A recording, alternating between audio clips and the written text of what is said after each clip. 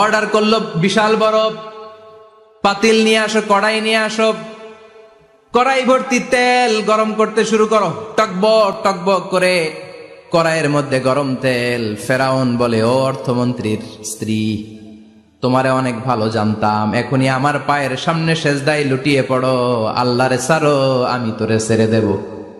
অর্থমন্ত্রীর বউ বলে, এত সোজা না। সুবহানাল্লাহ বলে। কি ইমান?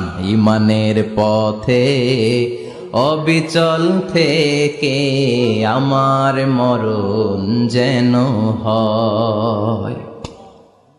তোমারই কাছে মিনতি আমার, তোমারই কাছে মিনতি আমার, মহামহিম দয়াময়